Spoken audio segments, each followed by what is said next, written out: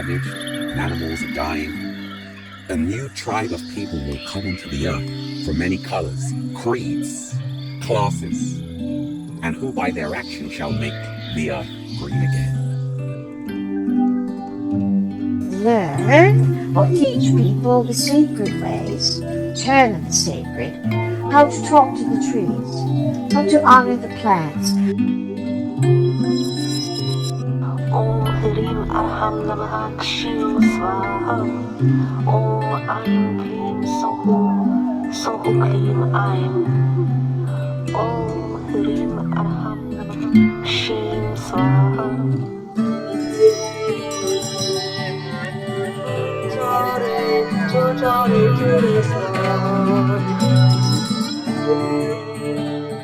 G'day groovy gardening guardians of the earth. So we've come to an end of a year filming a natural garden, watching the natural ecosystems that we've implemented ourselves, using the earth's processes as a guide and for inspiration, mixing and matching them to get the results we want in different parts of our garden. And our gardens have become our own little ecosystems unto themselves.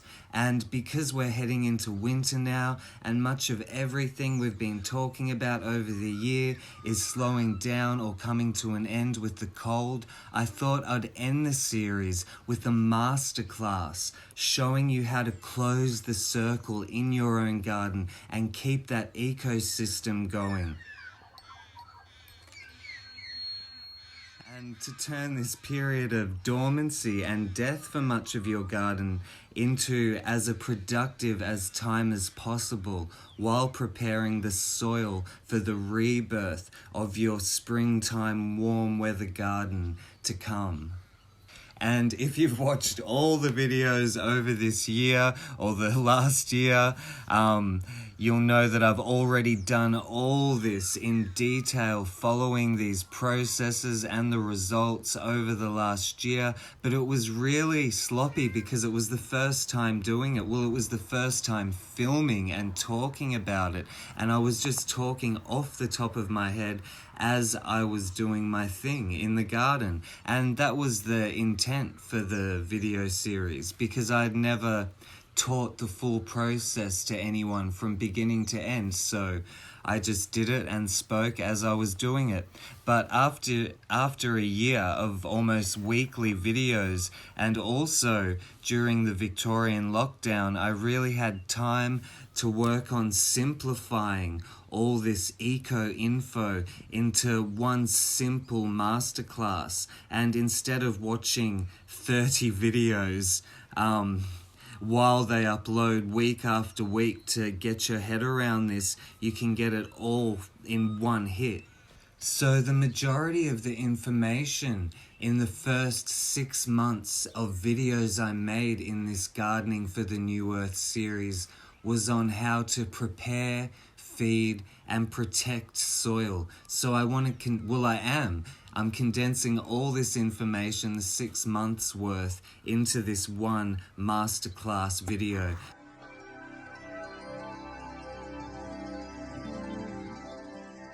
So this video will be on what you can do in autumn and winter in the cold weather months to prepare a brand new garden, and also how to prepare a fresh garden that's only a year in, that still needs help stabilizing the natural sustainable ecosystems, the permanent ecosystems, permaculture, if you will.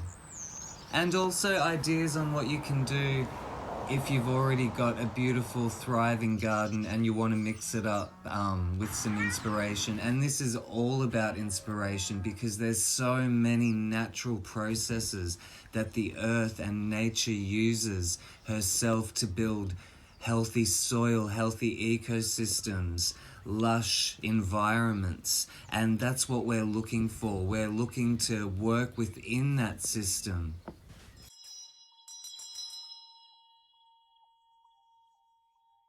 Falling back into alignment with the natural world by building off the natural ecosystems that maybe around you on your property, or recreating the appropriate natural ecosystems that are going to give you the results you want from your garden. And without further ado, let's get to it.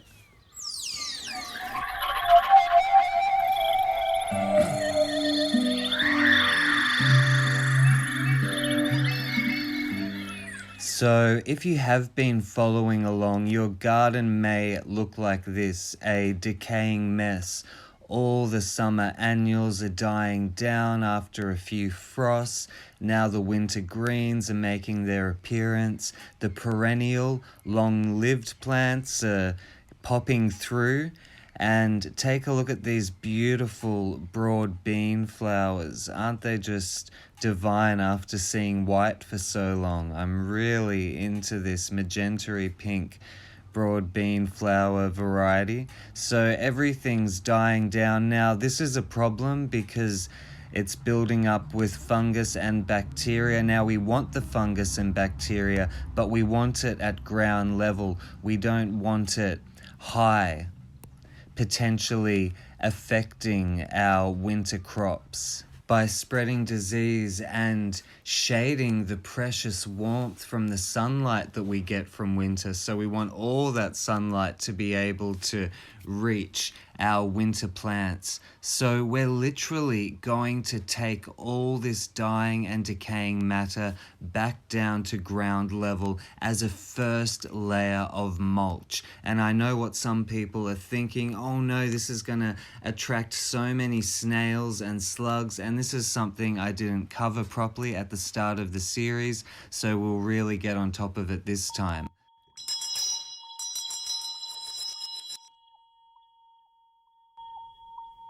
So let's clean up this end section of the garden that I started this time last year. It's full of old, dying plants, withering bean vines on the poles. All I've been doing is removing the couch grass and picking all of these last beans for seeds for next spring.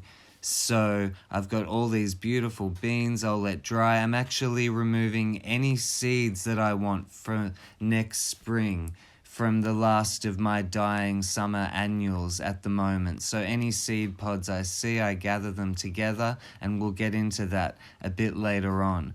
But as you can see, there's lots of weeds growing in here. I don't care about the weeds. All I've removed is the couch grass. So in nature, there'd be a lot more wildlife bustling through here, chomping it all down, breaking it all down.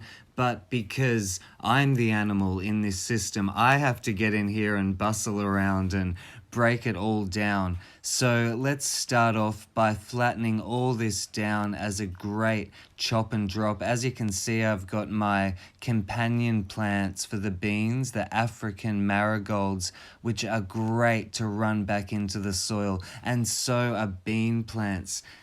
We want these nice decaying bodies of the plants to feed the future of this garden. We never want to be playing catch up. We need to be staying at least 3 steps ahead. We've got to stay ready so we never have to get ready. We never want to be propping up a failing system and draining resources while we're at it.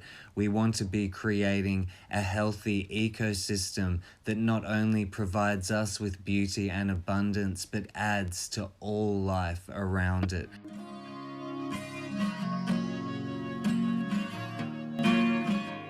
And like I said, as we're chopping and dropping all this biomatter back down into the earth, we're also collecting and saving the seed we want. Seeds from plants we want to grow next spring. And the last of our summer annuals are throwing off their seeds. When the pods start drying out, the seeds are generally ripe and ready to be harvested, and we're going to be saving seed inside, drying and storing the seed in glass jars. We'll also be returning some of the seed back to the garden, and hopefully the seed will survive over winter and show us next spring when it wants to germinate and how it germinates, and we can learn from the seed and hopefully save and store as much of our seed bank in the soil, as well as having a backup seed bank indoors.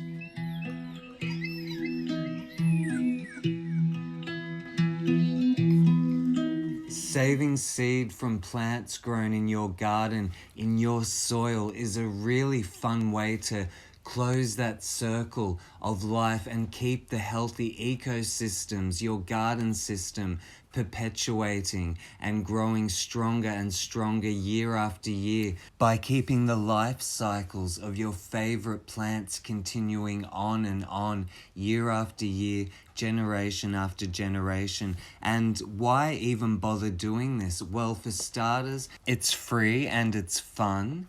You cut out all the waste, all that senseless packaging. You cut out the middleman. And instead of being limited to the variety and the performance of the tiny seed selections you'll find in most shops, you can gather the seeds you need yourself. You can swap specialty seed sellers online, eBay, and get those seeds growing yourself every year, year after year. And my favorite way, of course, is to have the seed bank in the garden soil itself, so the seeds live and die on their own, come up when they like, and I simply just pick the little seedlings out and replant them in the positions I'd like them to grow that season. But I always like to dry and save my own seed because I love my plant selection, and it's a great backup for if anything goes wrong, and I can always give away and trade the seed as well. By saving my own seeds from my own garden generation after generation, I can soon predict exactly how the plant's going to perform, and the plant itself will learn, grow, and change and adapt to my exact garden conditions. And if a new plant I've introduced into the garden isn't performing well, I'll save the seed for 1, 2, 3 generations, and still after 3 generations, if it hasn't adapted and changed to suit my garden conditions, I'll start thinking about other varieties that I could possibly exchange it for that can handle my garden conditions. And you could, by default of the process of the evolution of nature, create new sub-varieties of the plants you're growing through the genetic adaptation and possibly crossbreeding happening in your own garden. Your plants could change shape, change color, change fragrance. And if you like these changes and keep them going, you'll stabilize a localized variety.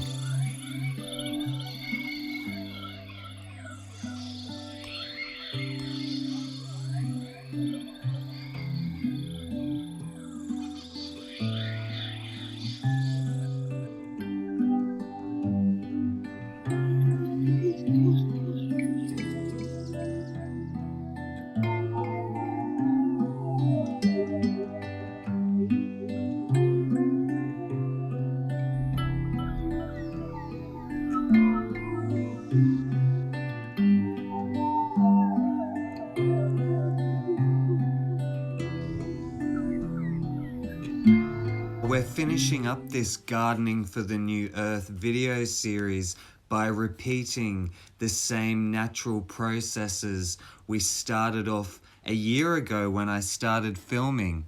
And like I've been saying, some of these extreme methods usually take about 3 years before the soil is alive and healthy, and then I really start to ease back and just become a manager of my natural garden ecosystems. And I do this by feeding the garden back into itself and by replacing the minerals and nutrients I've taken. You could see from all those beans I harvested, it took a lot of minerals and nutrients to build those rock hard beans. And minerals are taken from the garden and nutrients are taken in Well, in my case, in the form of cut herbs, vegetables, crops, cut flowers, that all takes minerals and nutrients from your natural ecosystem. And we can easily replace what we've taken by recycling the organic free waste in our own environment into our soil strategically, using the Earth's natural soil building systems in tandem together to magnify the results. And because we're using the natural ecosystems of the earth as a model, we take advantage of that knowledge nature has gained throughout evolution and realign ourselves and our garden, our space back into the natural flow of the planet we live on.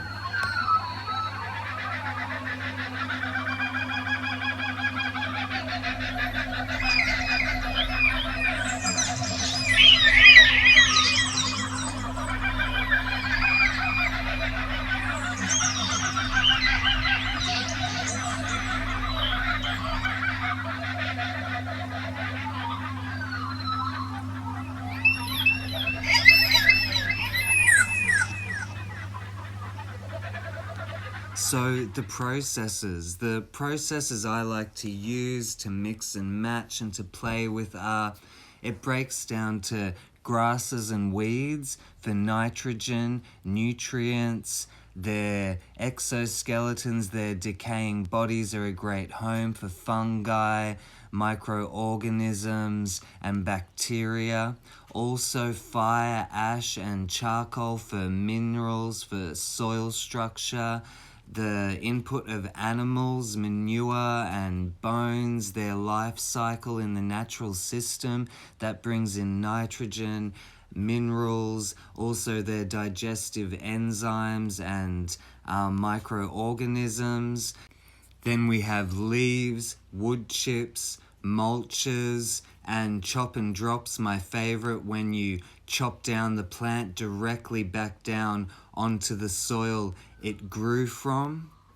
And then finally, we have just organic home waste, which can come in many forms and something you can get really creative about moving forward into a more sustainable society. So how are all these life forms generated in nature, and how do they build up fertility and soil over time? And these pioneer plants, formerly known as weeds, are very, very special plants, and some of the most common garden weeds, especially for gardeners who garden with bare soil. But these weeds, which love to thrive and germinate in bare sun-baked soil, are nature's band-aid, the first step of recovery that came from living out of alignment with this system. So these weeds which thrive in poor, degraded conditions, healing and regenerating the earth, when they're growing in our own garden, we can use them to read our soil, and by simply running them back through the ground as chop and drop, as compost, as liquid fertilizer, just getting them back into the soil, we can rebalance and repair our soil the natural way. And once the soil is corrected, many of these weeds will actually stop germinating and won't grow in your garden anymore.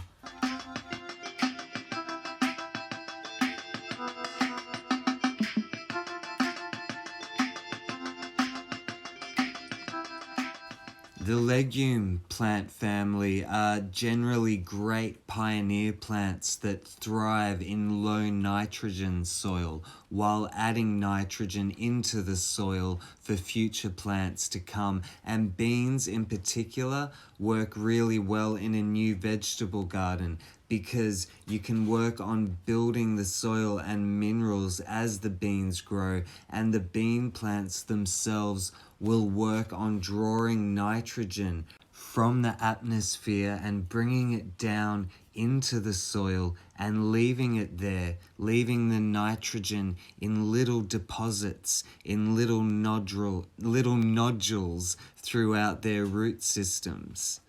And you still get a really good first crop of beans while all this is going on. So these little round balls you can see here attached to the roots of this bean plant, they're the nitrogen-rich nodules that a lot of leguminous plants build up in their root systems. So I don't want to pull really anything out of my garden and remove it unless it's a fruit, vegetable, or a herb that I'm going to eat or use myself. I want to incorporate all this mega super nutrients back into my garden.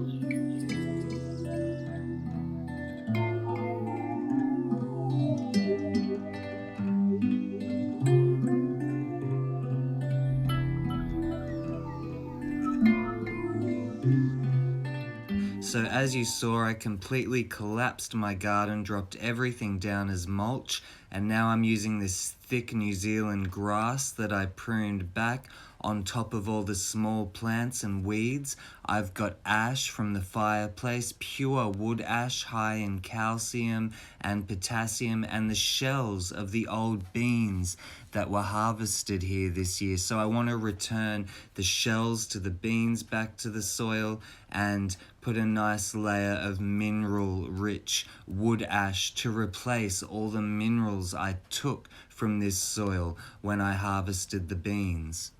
So at this point, we've replicated the life cycles of weeds, pioneer plants, smaller plants living, dying, growing, their decaying bodies breaking down, and then with the wood ash and the charcoal replicating natural wildfires, all this biomass makes a great home for fungi, bacteria, insects, and microbes to really thrive, building more and more fertile, healthy soil in your garden. And then we just manage that system. We just keep feeding all these soil building friends of ours.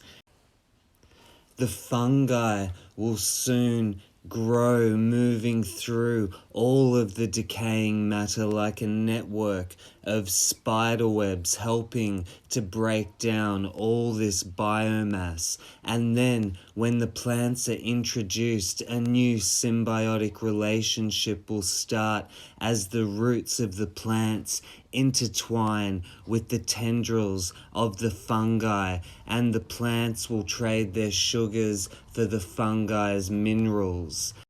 Through the interconnection of the roots of the plant and the tendrils of the fungi, the plant trades sugars for the fungi's minerals, and other nutrients are also exchanged.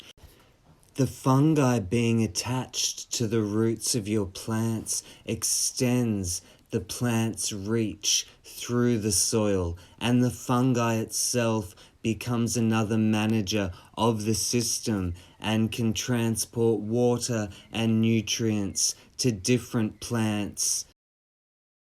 And I'm putting down this layer of leaf litter, and fungi loves to grow through leaf litter.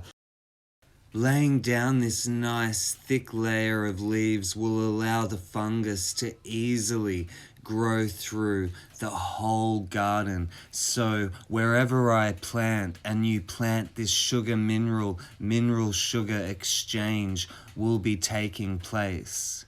That mycelium network, that web-like body of the fungus, as it moves through the soil, attaching to the different roots of all your plants, becomes a great manager of your garden, moving nutrients around to the plants that need it, even moving the water around to plants that need it.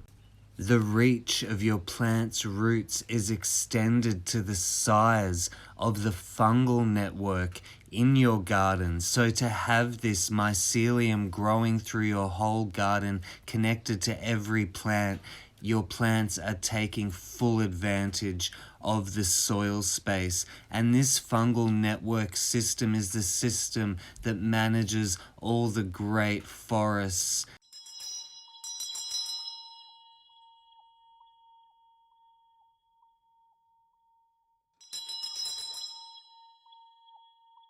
The fungi and plant, mineral and sugar relationship is truly a cornerstone for any healthy eco garden.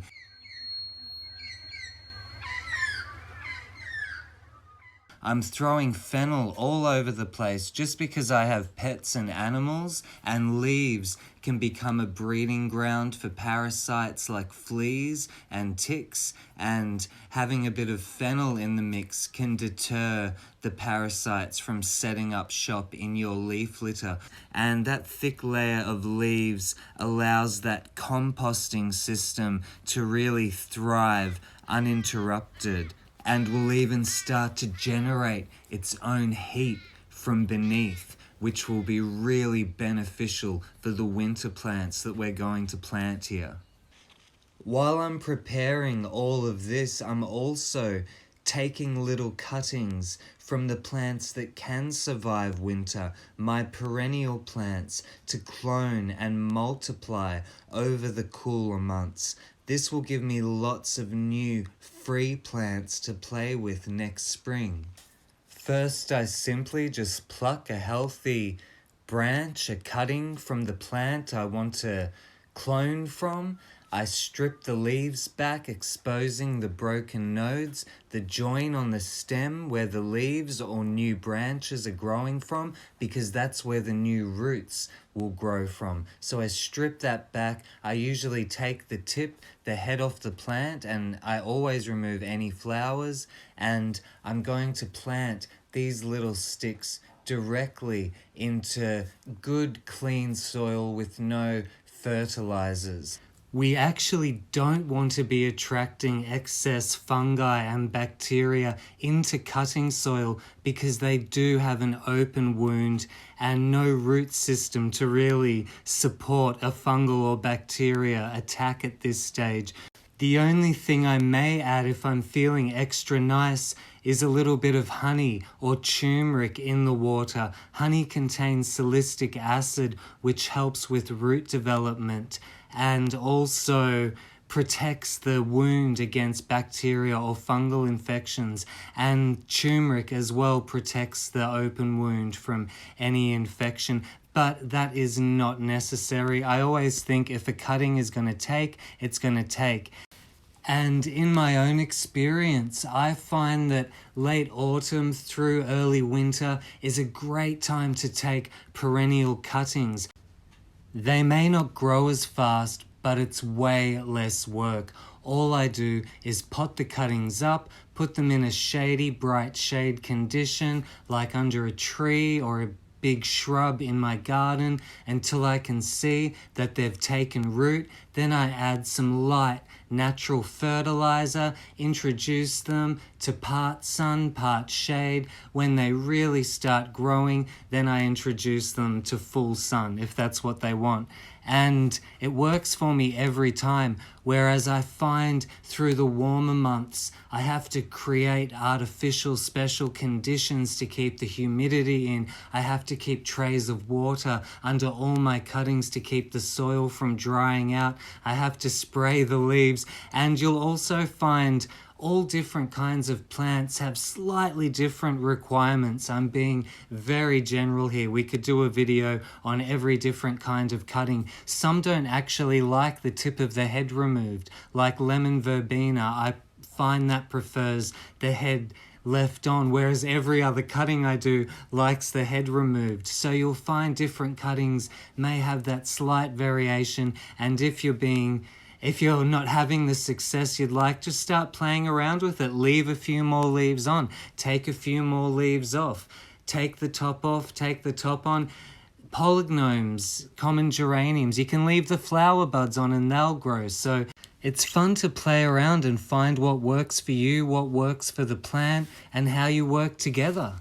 And once you get the hang of it, it's really fun just walking down a street and picking little sticks off all the plants that take your fancy, taking them home, potting them up, and then having a whole variety of brand new plants that you created yourself from a tiny little stick.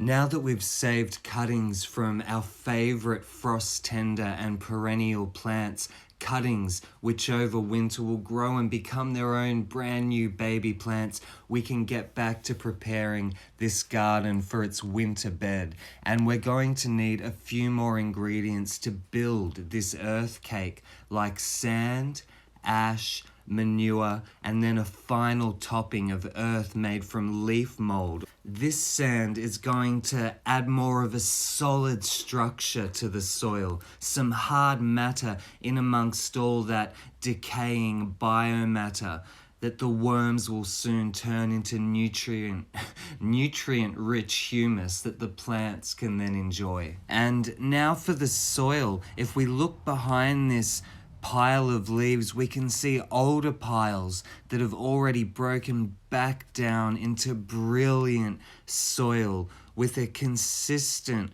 rich texture of thick mud cake.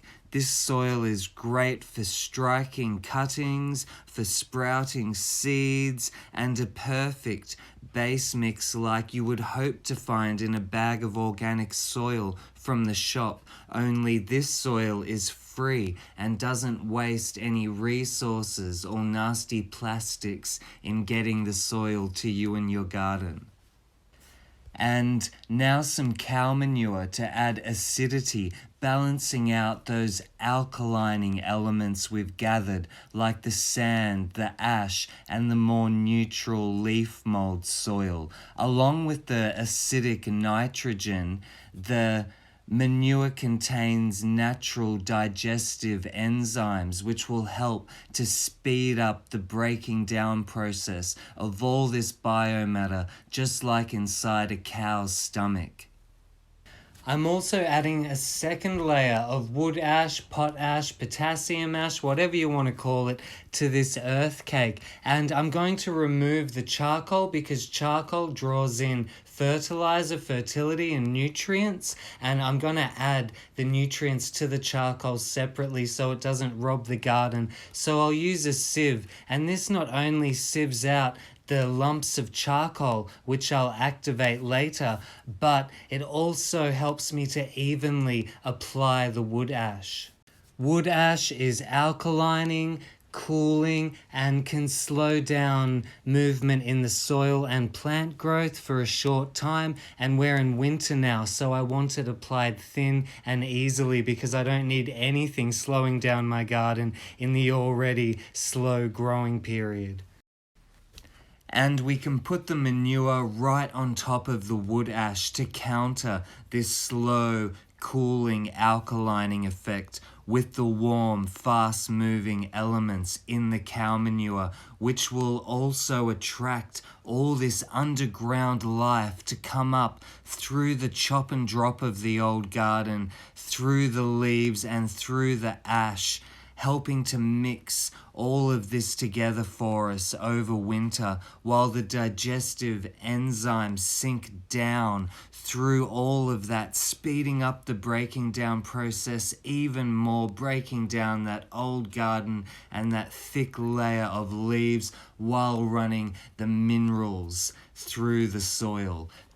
I'm applying the sand next because it's heavy and will help hold and sink all of this into a firm cake-like structure while also adding long-term minerals to the soil. I want to weigh all of this down and get it as flat as possible before I add this topping of pure leaf mold soil, which I can plant straight into. And now for the winter planting layer, a layer of leaf mold broken down into pure unadulterated soil. This obviously covers that unsightly mess, sealing it off from slugs, snails, and can prevent the buildup of pests in the decaying matter over winter. Pests that could potentially attack your spring seedlings. So this layer of soil covers all those potential problems, and the manure underneath will give the winter greens a direct nitrogen boost, which they need for their leafy green leaves, while also generating a bit of heat over winter. The manure mixed with the chop and drop of the old garden, all the bio life, underground life moving around, that nitrogen, that acidity will create its own heat, which will keep the roots of the plant warm, keep them from freezing in the hard frost. And this is a real boost for a winter garden, especially in a really cold climate area. So we've just created what I like to call an earth cake, and this is just one example of how you can mix different elements of nature together in a strategic way, in strategic layers, to speed up the soil building process and to amplify fertility.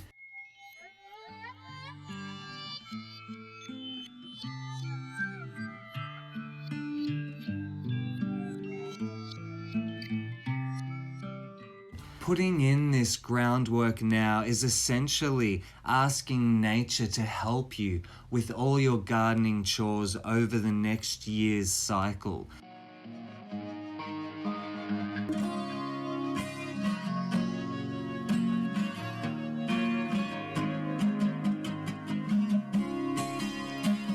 You may have noticed the rock path that is also a part of this layering system. I noticed that a whole range of soil life congregates and hangs out under rocks. So I feed these friends directly by lifting the rocks and dumping my kitchen waste directly onto them. And then I put the rock back on top. This is the fastest, cleanest, no smell, no muss or fuss method of dealing with compost that I've found. And it's a one-drop stop. No turning, no transporting the compost here or there, mixing it back into the soil, and the nutrients that builds up under the rocks radiates out, affecting the surrounding soil in a really positive way. And I can always move the path if I want to and plant directly into years of kitchen waste that has been perfectly broken down and composted.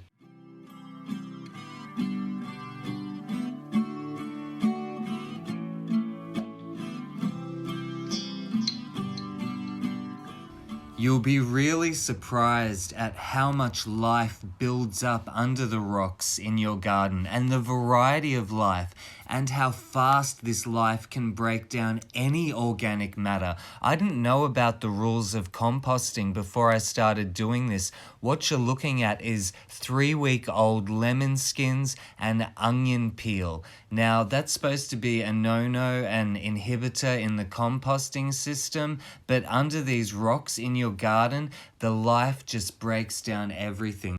I'm so into this, I actually keep enough rocks in my garden that I can alternate each time I dump a load of compost, and by the time I get back around to the first rock, it's always broken down. I never see my compost again. I've just lifted this rock for you today, but all I usually see is rich dark soil, and I can plant directly into that by moving the rock a foot to the left or the right. I happened upon this rock composting technique when I was adding banana skins to my garden for potassium, but I didn't like the way they looked when they were breaking down, so I would slip them under my rock path, and I noticed that they broke down in days instead of weeks, and I noticed that life was just congregating under my rock path. So I never see my compost again. I keep enough rocks in my garden. I can alternate putting my kitchen scraps under different rocks on different days.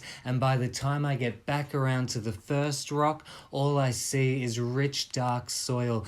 And I can always move the rock path a foot to the left or the right and plant directly into that rich, dark soil.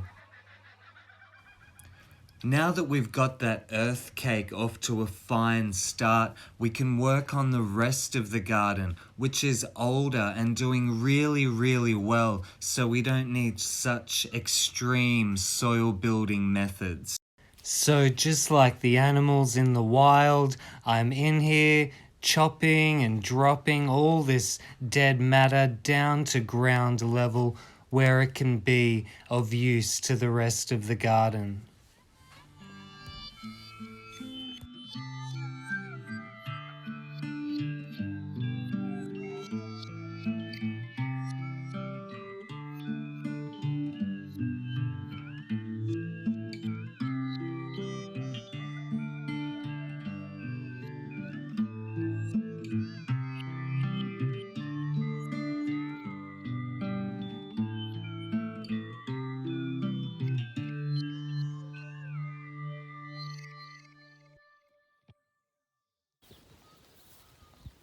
I've made the executive decision this year to bury the dead and dying summer annuals in my garden because I'm surrounded by paddocks at the moment and there's just grass growing in these paddocks, and these paddocks are full of slugs and snails, and they would much prefer my tender winter greens over paddocks full of grass. So last year I lost about 90% of my winter greens to slugs and snails. So halfway through winter, you can look back and see in the previous videos, I introduced and tested as many new frost hardy varieties of winter greens I could, and the ones that performed the best through the slug and snail onslaught are now a part of my main selection. So even though I went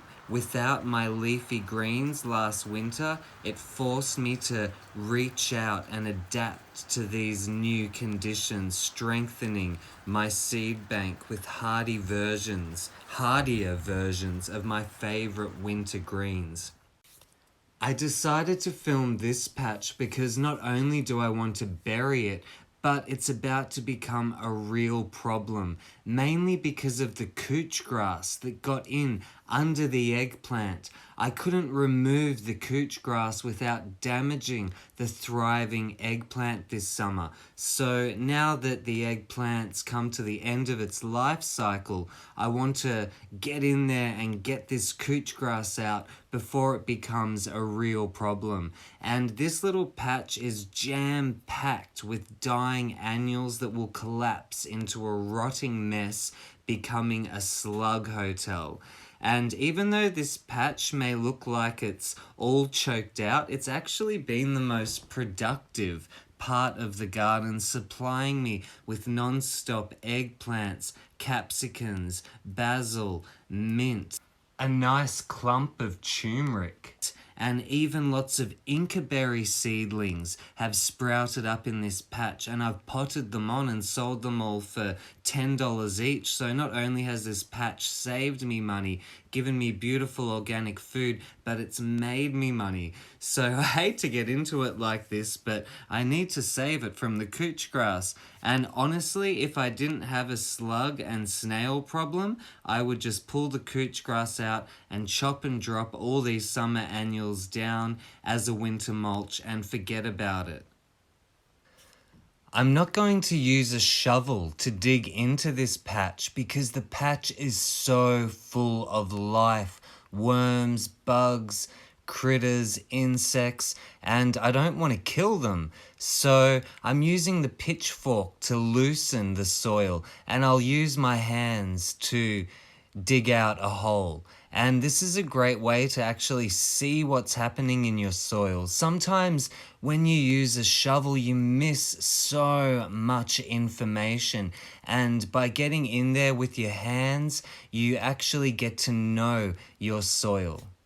What I'm looking for, what I want to see in healthy parts of my garden is not only healthy, fertile topsoil, but I want to see that that fertility system is also creating deeper and deeper levels of soil under the earth, that those microbes that are drawn in by the fresh organic matter are also working on a deeper and deeper level.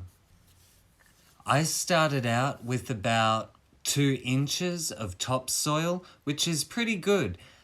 And now I'm down to about 2 feet of topsoil by the 3rd year. And I'm really happy with that. I can actually see the colors in the soil changing as I dig deeper and deeper.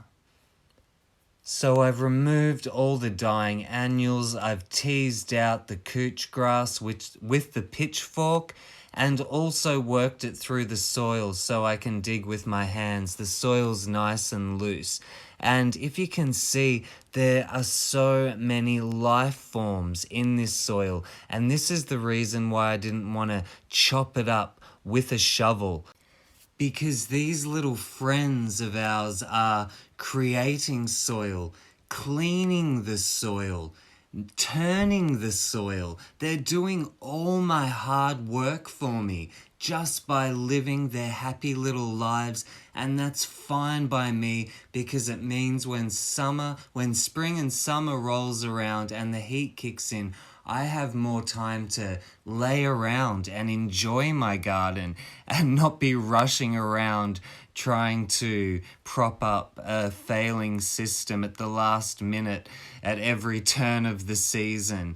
These little guys are doing all that work for me. Or you could flip it around and say, when you cut these little critters out of your system, you create unnecessary work for yourself. So by creating the conditions for these little ones to thrive, the side effect becomes healthy soil. There's a lot of gardening practices where the side effect of the process depletes and degrades the soil. But this process, the side effect is more abundance, more fertility, more soil. I also find with so much life in the soil, you can break a lot of gardening rules because they're turning the soil, they're digesting it, they're moving the elements and the chemicals around. So you get less chance of nasty buildup, of depletion in certain areas. Everything's always regenerated and revived. Alongside intercropping with multiple plant species, this takes all the brain work out of crop rotation, and with all these little guys doing all this moving the elements around, you can get away with a lot that other gardeners can't get away with. Because these natural systems are naturally designed to rebalance, repair, and regenerate. That is one of these guys' jobs in nature. And our job as a part of this system is to look after them. Hence the no shovel. I'm not against shovels. I use shovels all the time. But there's just a lot of life in this little plot.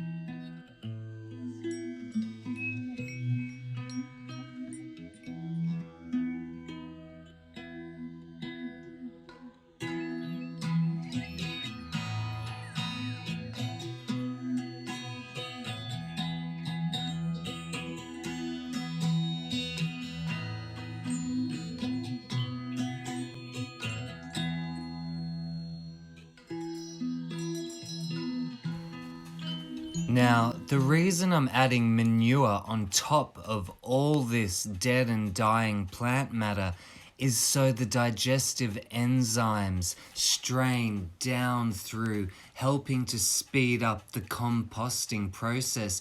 Also to feed these leafy greens the nitrogen they need to grow big, strong, lush, healthy green leaves for me to feast on over the winter.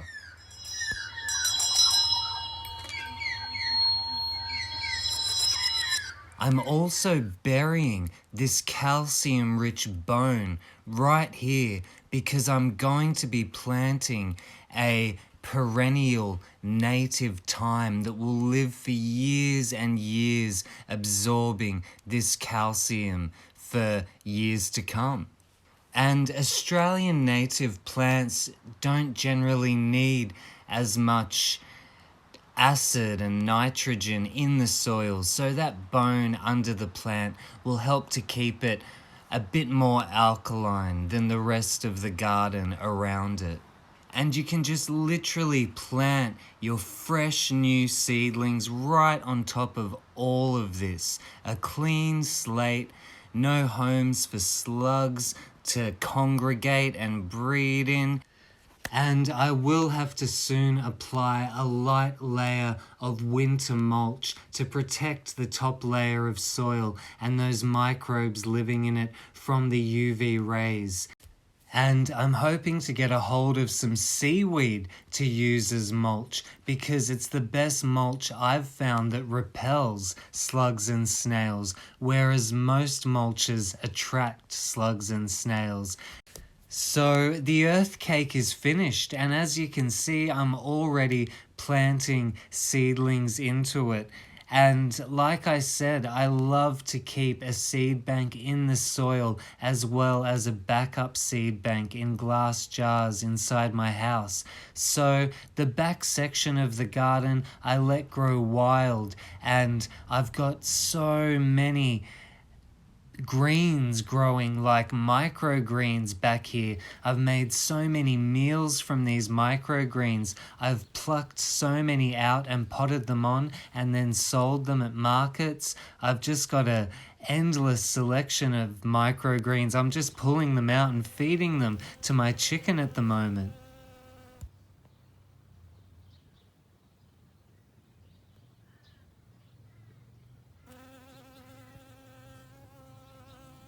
Sorry, I had to stop for a moment and let that little bee say hello. But back to lifting out these little seedlings from the earth. I like to use a butter knife and cut down into the soil beside the plant and then lift it like you would do with a shovel.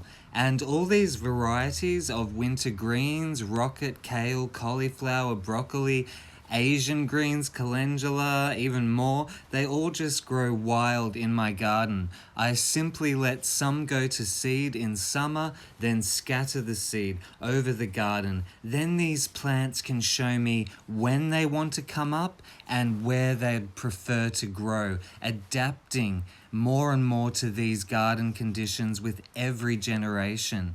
And I've got 2 kale varieties here that aren't slug resistant, but I've found the slugs and snails would definitely prefer to eat something else. And I have for sure noticed that winter pests are less attracted to purple coloured greens. There might be a little nibble here and there on the leaves, but generally they're left alone. And that's fine by me because I prefer the purple winter greens.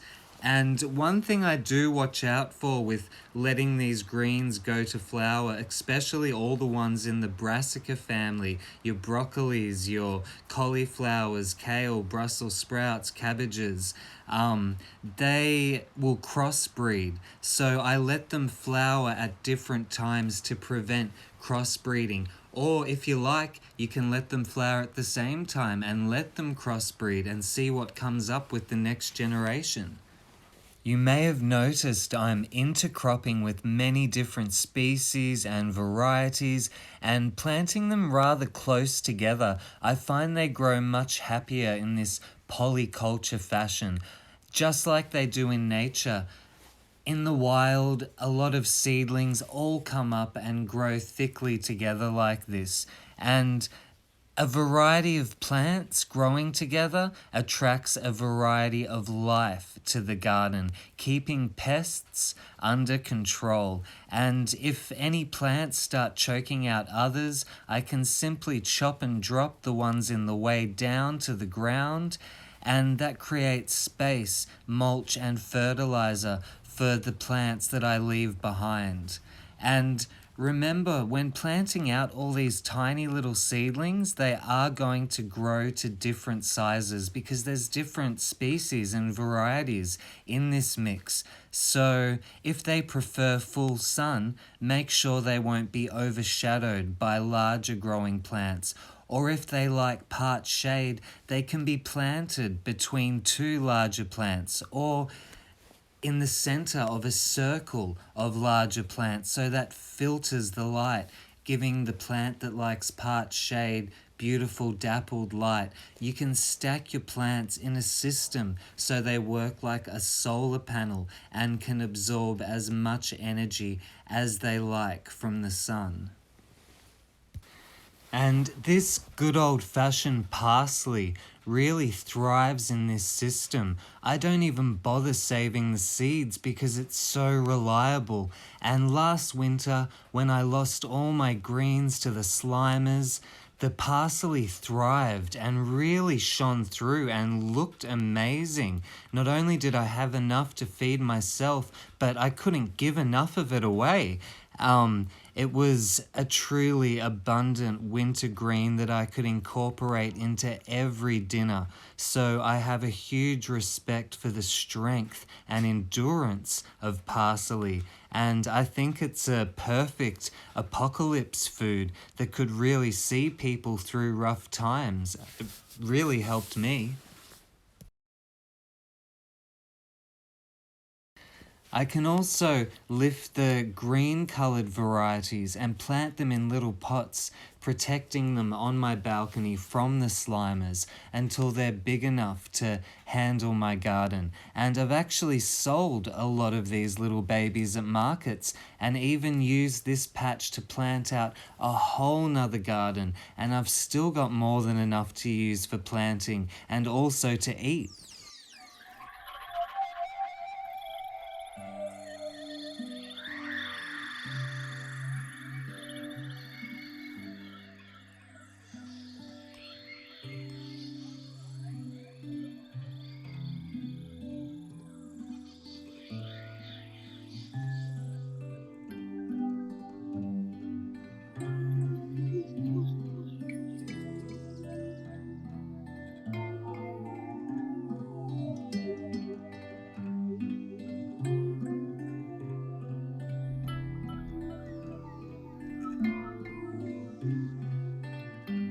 So the earth cake is complete and planted out like little candles on top with the new seedlings, and this will give this patch that's only under a year old the boost it needs to become a truly abundant, thriving little ecosystem. And the rest of the garden that's already thriving, we've cleaned that up by incorporating all the organic waste back into the soil in a healthy way for our tender winter greens that are now planted in. And this is a great marriage between permaculture and the traditional veggie plot, the potager garden. I think I pronounced that French word correctly, soup garden. And this is turning out to be quite a fantastic soup garden alongside the winter greens, the winter herbs, the onions, the garlic tops, the leeks. There's also tubers under the ground, potatoes, Jerusalem artichokes, turmeric, chocos, and I've planted more Australian native plants that grow tubers. And if worse comes to worse, I can make many soups from this garden, or let all those tubers under the ground just grow and multiply next season.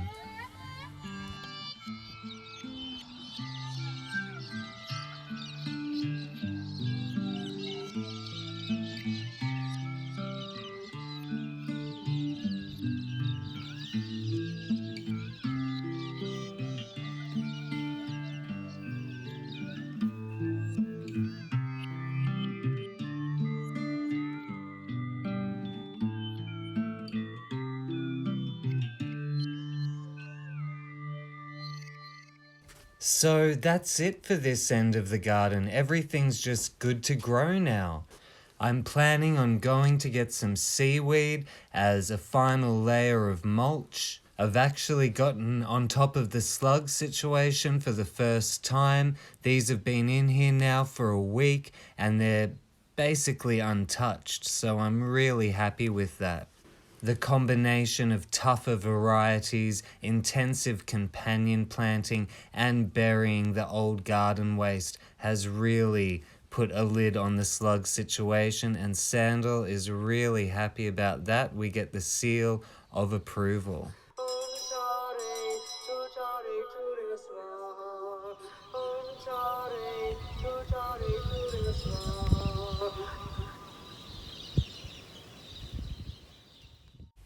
So all those soil building qualities of common garden weeds that I mentioned earlier can be used and even amplified by making green manure.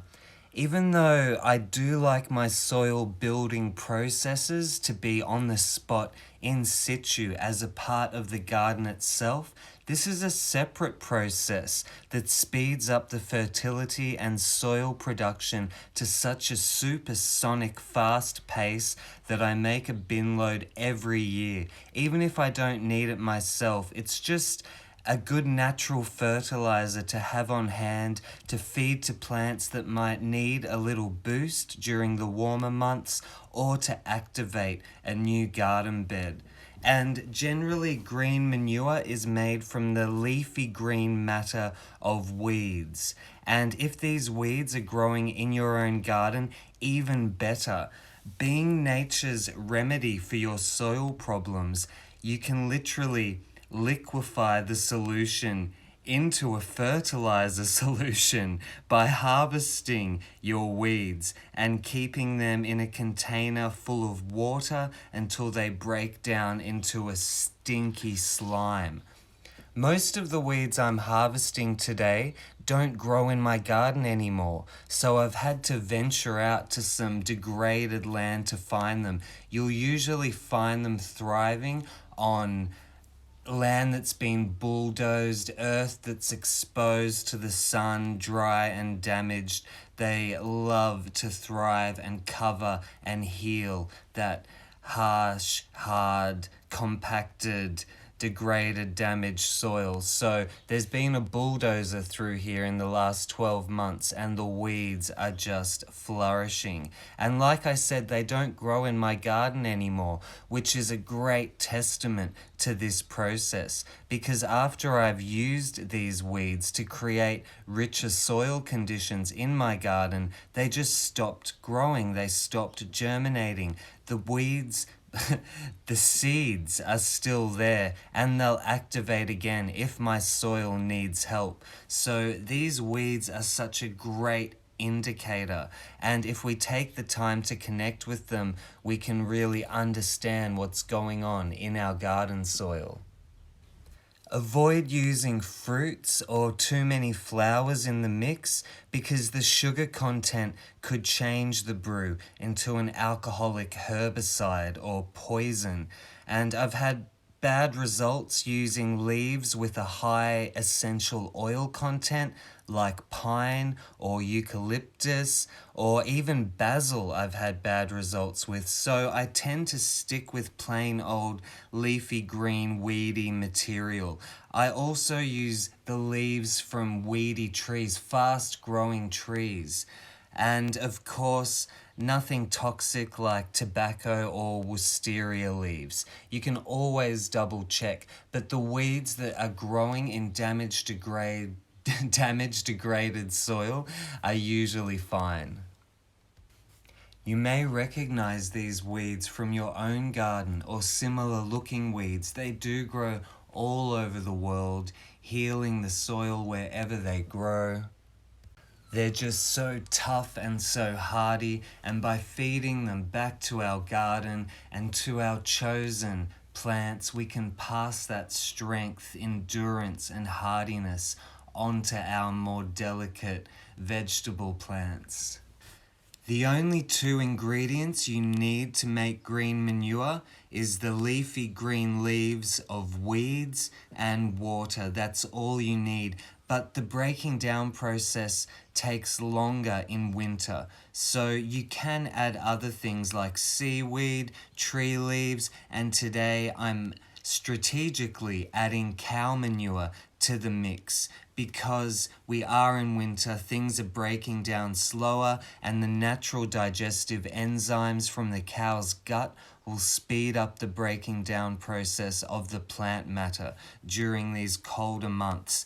But in warm weather, the plant matter in the water breaks down so fast in 2 to 3 weeks on its own.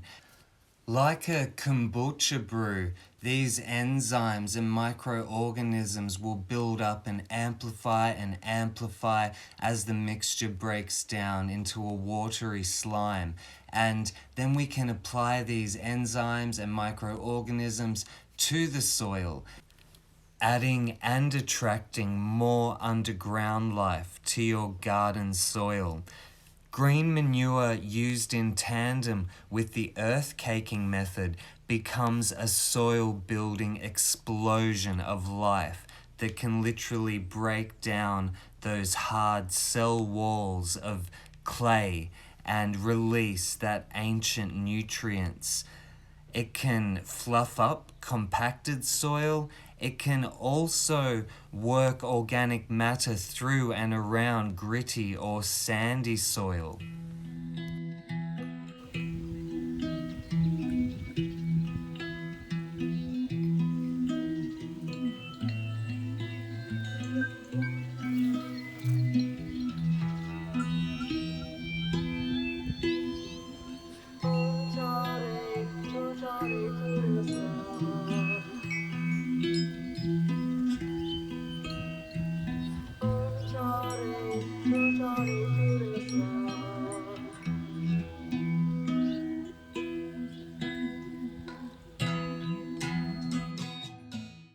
Remember when we separated the charcoal from the ash because we didn't want it to draw in the nutrients from the new earth cake we just made?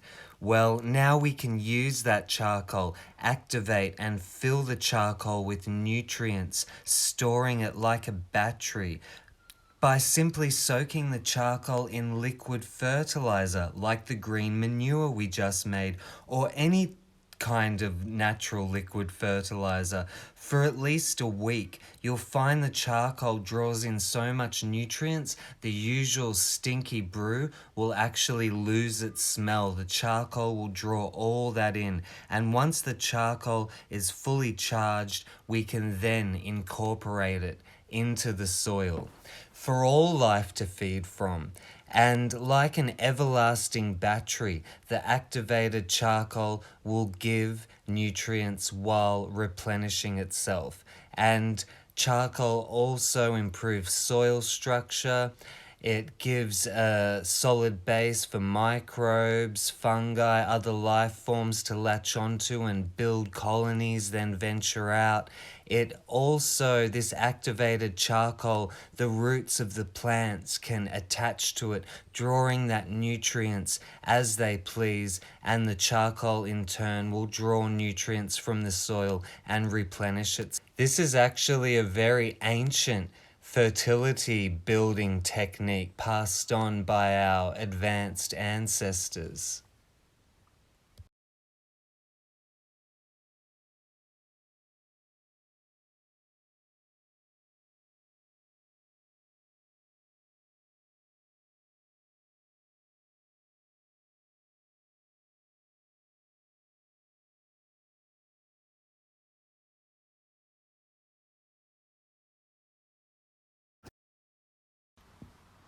Now, this is a patch that I would like to have as a functional garden by next spring, by the time the heat kicks in and we're coming into winter now. This is thick, heavy couch grass. This may seem like a really daunting process to deal with, almost impossible to completely remove. So we're going to come at it from another angle. We've got all winter to let the natural processes of life, of nature, to restore this system into a fertile garden space, accommodating many species of plants and other forms of life.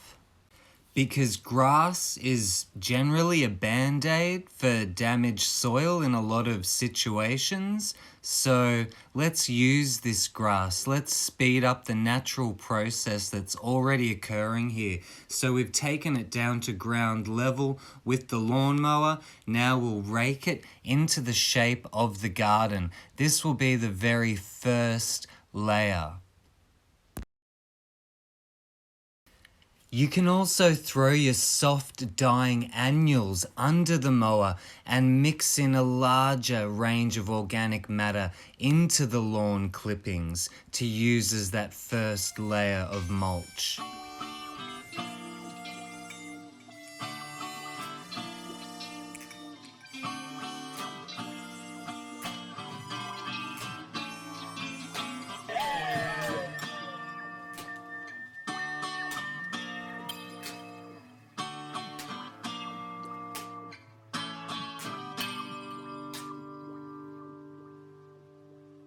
This is a bin of green manure I made last summer with charcoal that's been soaking for weeks. Before we use it, I'm mixing in some ash just to save time. We're going to add it anyway. And there's actually a lot of organic slop that's built up at the bottom of the bucket, so I'll give it a good mix and start shoveling that out and start watering down the brew so I can feed it to the garden. Now, if you're feeding this juice straight to a plant, you'll have to water it down 1 part green manure to 10 parts water, or else it's just too acidic and it will burn the roots of the plant. But because we're pouring this straight onto a fresh earth cake, we can lay it on pretty thick, and that extra acidity will help to deter the couch grass. I'm just separating the charcoal now so I can apply it evenly, so when I pour it on it doesn't gather or build up in certain places. This acidic alkaline explosion of life is going to activate this brand new earth cake system that we're working on. The first one we were working on has already been through a similar process, so we didn't have to be so extreme with this intensive way of activating a garden bed. But because we're working on lacking soil full of couch grass now, we really can amp it up. And since we've got the cooler months to wait and let the organisms and the life forms do their thing, we can really bump it up to this level.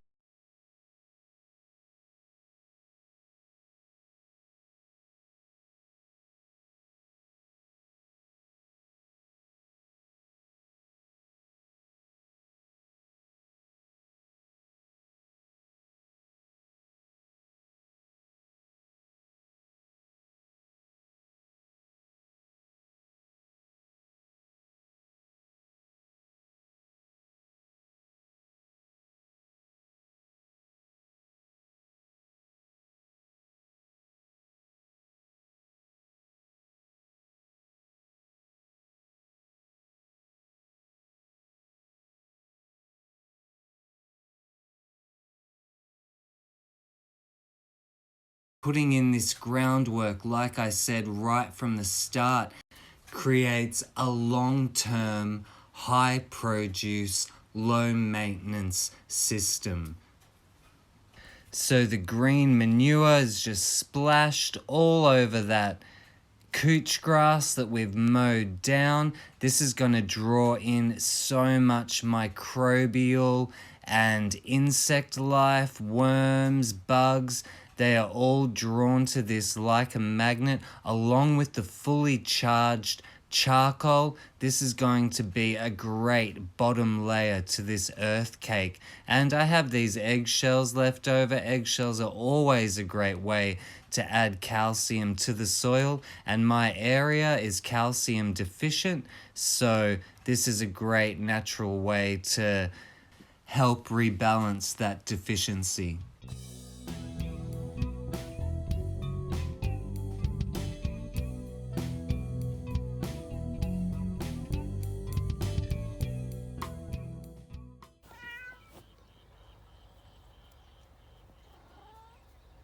And this is Sandal. She's 14 this year, and she's seen this process many times before and likes to be involved and get all up in it and check on the process as it's going along. I'm not saying that for a joke, she really does, and you'll find that animals really connect with you when you're connecting with the systems of nature. And to kill off this couch grass, we're going to put a first layer of cardboard, and it's just a thin layer of cardboard. It's not the final layer of cardboard, but this is the first layer just to let the couch grass know that the game is over, and it will also protect that top layer so that worms can come right up underneath and start writhing around in all that ash, biochar and green manure mixed in with all the lawn clippings and chop and drop from the garden that I mixed with the mower, the eggshells. I want them to be safe and secure under that first layer of cardboard. And I'm going to do a layer of leaves next. And I'm so passionate about using leaf litter because trees' roots reach deep into the soil, pulling up untapped minerals. They bring them up to the top into the leaves and then drop them every year, making them available for more shallow rooted plants. So we're going to bring those leaves back to this patch, and we're going to make a thick layer of leaves because this will be a great soil base for the future.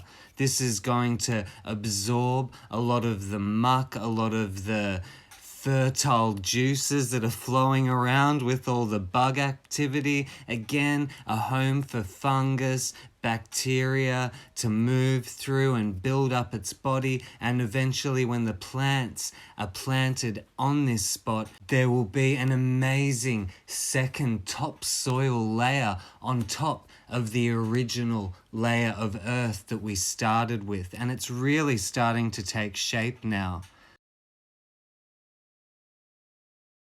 And since this leafy bed is going to sit for at least 6 to 9 months, it's the perfect opportunity to add organic waste from inside our own kitchens and reincorporate it back into the garden, not only to recycle and be sustainable, but also the nitrogen and other digestive elements in liquids like the leftover water from rice or pasta, or rinsing out empty milk bottles or oil bottles or the honey jar, and then pouring that expelled water back onto the garden instead of down the sink. This adds so much nutrients, attracts so much bioactivity, and it's completely free. So you literally just pour it on top of the leafy mess, and the leaves obviously absorb all this, the microbes, the fungus, the bugs, the bacteria, all comes in. I also add my coffee grains to this kind of situation. I wouldn't pour coffee grains on a living garden because plants can generally only handle 2% coffee grains in the soil. But in a situation like this where I've got a carbonous bed of leaves, I can pour the nitrogen-rich coffee grains over the top, speeding up the breaking down and composting process, helping turn these leaves to soil as fast as possible. Fruit and vegetable scraps from the kitchen are also ideal at this point because this is all still going to be buried and it's going to draw in so much awesome life. The worms will love all of this to writhe through. Now the green manure, I'm splashing this all over. This is adding wood ash minerals from the fireplace. There's still activated charcoal mixed in this concoction. And those amplified microorganisms which have multiplied and multiplied in this brew are now being added directly to all this fresh food for them to continue to live and thrive and attract other microorganisms that will feast on them, it's a whole microscopic ecosystem unto itself that is so crucial for a easy garden, to put it plainly. That's how I see it. It's doing it the easiest way, while also being respectful to the surrounding environment. So we're creating a pretty gross looking mess at this stage, but this is just the middle layer of this intensive soil rejuvenation earth cake experience I'm giving you here. You may have noticed that I'm playing a bit of a balancing act between acidic and alkaline here in my gardens, and that's something to keep in mind when adding nutrients. Is it alkalining? Is it acidic? And how do I get enough of both into the soil without throwing everything out of balance?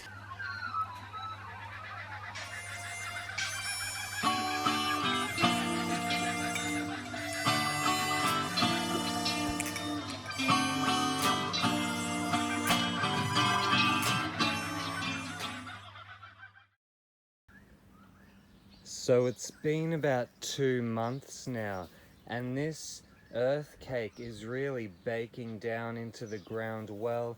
It's actually attracting a lot of bird life that's been rummaging around through here, taking what they need, also adding their manure. And you can see around the rim of this earth cake, the grass is growing extra healthy. That tells me that nutrients is already running down into the roots.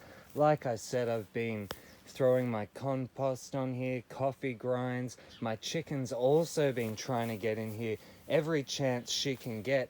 But you'll also notice the grass is starting to grow through, even growing through that thin layer of cardboard we put down. So let's add the final layer now. Before we do, let's poke around in here and see how the composting process is going. Oh geez, the cardboard is just mush. The cardboard is completely mushed down into slime. So we've sped up that process with the green manure, the coffee grinds, all that acidic. But let's get rid of this couch grass once and for all with now a thick layer of cardboard and then a thick layer of leaves.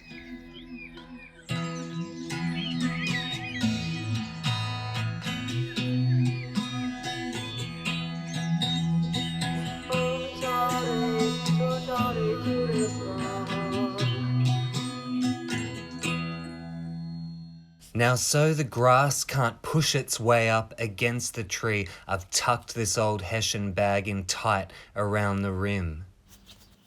If you are dealing with couch grass, this is a really important little trick. Cutting the tendrils of the couch grass off from the main lawn so it actually dies away. If you don't disconnect the couch grass from the surrounding lawn, the grass underneath the earth cake will just become roots, sucking all that nutrients into the surrounding lawn. So I just take a shovel and cut out the shape of my garden into the earth with my shovel. I also do this before weeding the couch grass from the edges of my garden. It makes it so much easier to pull all the couch grass out that's trying to get back in.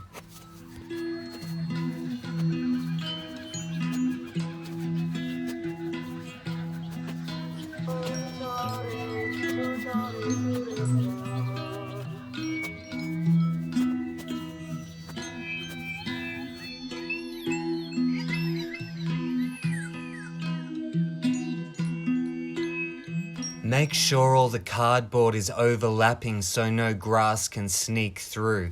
And now we just add another final pile of leaves.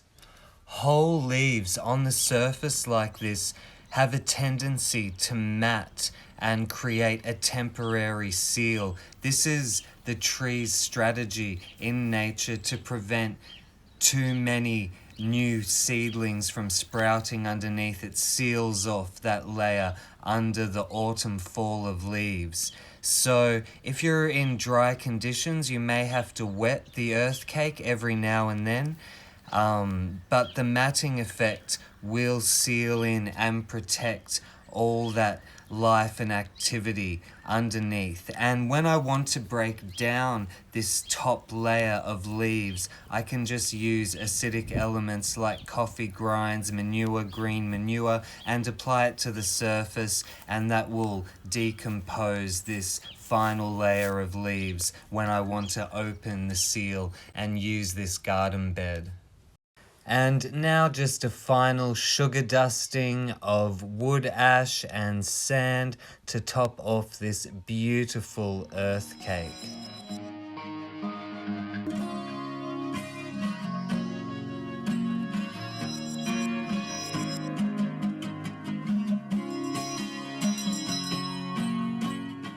So this is another earth cake complete, and this earth cake will just work on itself. We're in early winter now. This will be ready to plant into by mid to late spring.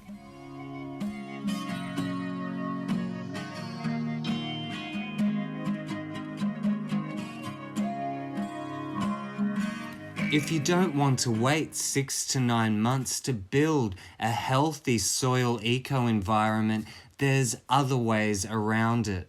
The grass has been cleared by hand, and I'm chopping down some of the nutrient-rich weeds like this wild radish that was put here to break up the earth and bring up some of those nutrients to the top layer of the soil so we won't be throwing them away. And then to speed up the breakdown of all this hay, I'm going to pour my famous green manure mixed with wood ash and biochar over everything. This is going to add nitrogen to this dry carbonous material, also adding the fertilizer batteries, the activated charcoal, the minerals from the wood ash. This is a great underlayer for the first crop of plants to feed on. And I'm just raking soil over the top of this. All the established weeds and unwanteds have been removed, so nothing too annoying is going to sprout up here that I can't deal with myself. And I'm going to plant directly into this layer of earth.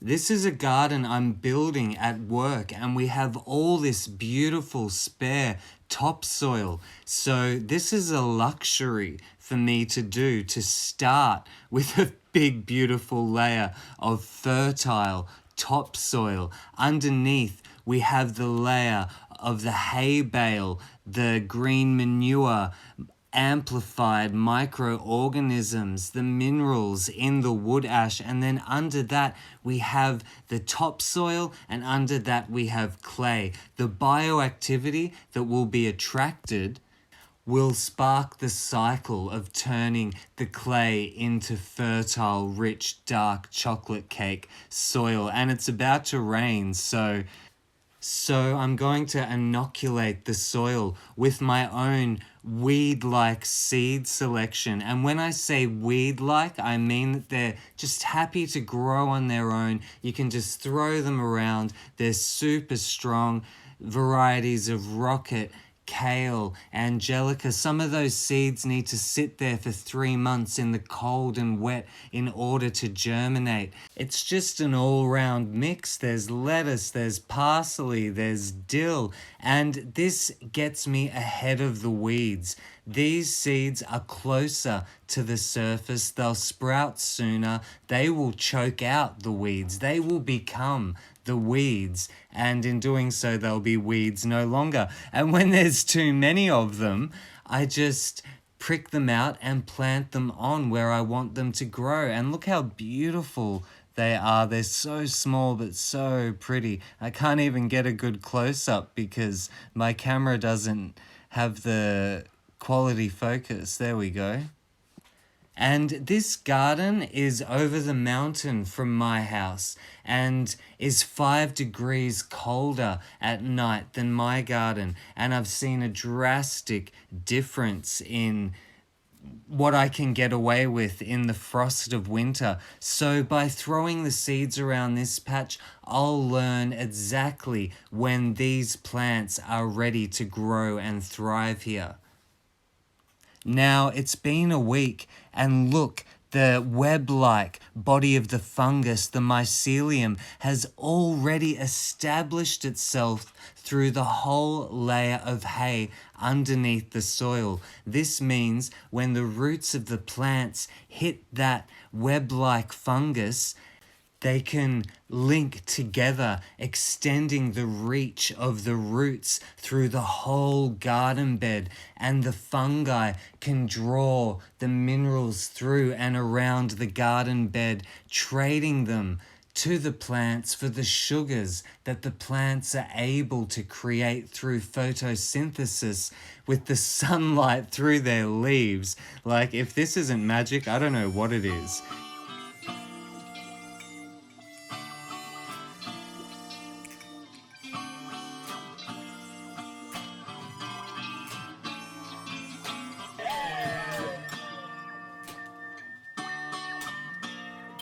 I'm mulching this patch soon after planting to protect this rich layer of soil by preventing the sun's UV rays from deterring microbes and worms, and the sun's UV rays tend to have a sterilizing effect on the top layer of soil. And I'm using this pea straw because work supplied it. I'm laying it on quite thin because even though I don't want the sun's UV rays touching the soil, I still do want the sun's heat to warm up the soil as much as possible since we're in winter now. I'm also spreading the mulch finely because those seeds we threw around have germinated way faster than I expected, so we still need to give those seedlings space to grow through the pea straw. And now 4 weeks after planting, we're getting quite impressive weekly harvests of winter greens, and all that underlife is preparing the soil for the warm weather crops to come. And even though this bed gets very cold at night, all the underground activity seems to be creating enough warmth for the garden to really thrive through winter. So this is really successful and I'm really happy with this patch. I noticed some milk had gone bad at work, so I'll pour that onto the garden. Use what you've got. You may have the luxury to pay for hay and topsoil, or you may just want to use the ingredients in the natural environment around you to prepare your soil. You may want to use a mixture of both. Get creative. Be strategic with your techniques, experiment, and have fun with it. And now let's move on to a fourth kind of earth cake. So now we're going to build an earth cake for long-term weed prevention around some trees. So much of the space won't be planted into, but because of the earth caking, the soil's fertility will naturally build as the trees grow and fill the space. So again, I'm using old hay as the first layer to draw in soil life and give that underlife something to munch on. Then this beautiful topsoil. I work for a company that grows pumpkins for pumpkin seeds, and this is the beautiful rich soil left over from the seedlings last spring. So I have access to this great medium, and this will also allow me to cut into the earth cake later on and plant directly into the garden if I want to. Then for weed prevention, a layer of cardboard. Make sure you remove all the tape and glue. I like to lay cardboard just before a storm because it wets the cardboard down. You can also wet the cardboard yourself to make sure it molds to the shape of the garden bed and doesn't curl up at the corners as it tends to do if you don't wet the cardboard down first. And it looks really unsightly when you've got triangle bits of cardboard edges poking up through your lovely new earth cake bedding.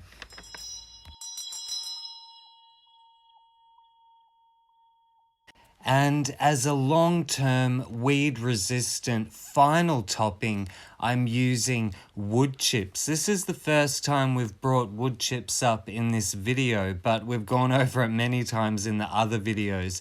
Now, wood chips can be as different as the trees they come from, and this mix is a bit of a nasty mix full of eucalyptus and pine, which has plant suppressing chemicals that can suppress plant growth or even kill young plants. Really not good for any shallow-rooted, tender, especially vegetable plants.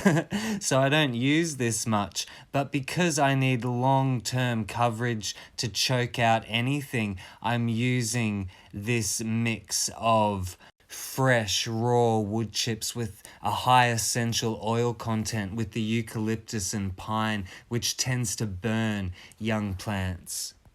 Now, the wood chips aren't just being applied to suppress weeds and to look pretty. Wood chips are also a great home for fungi to build long-term homes so that they can grow thick and strong, penetrate down through the soil and connect to the plant's roots. And the different stages the wood chips go through as they break down will create different homes for different microbes, insects, bacteria, and fungi as well. So it's really giving this patch a super long-term feed for the ecosystem to come.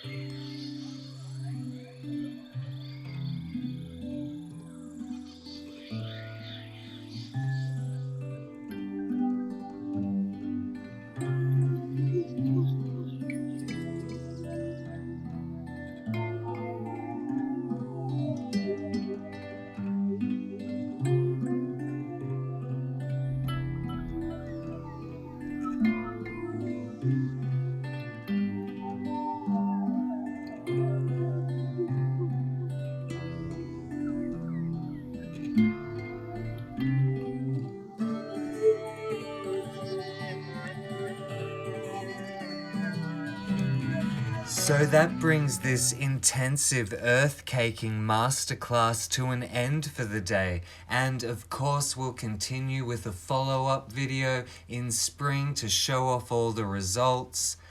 I hope I've inspired you to get creative and make your own earth cakes your own way with what's around you in your environment. Please like and subscribe because it makes me happy.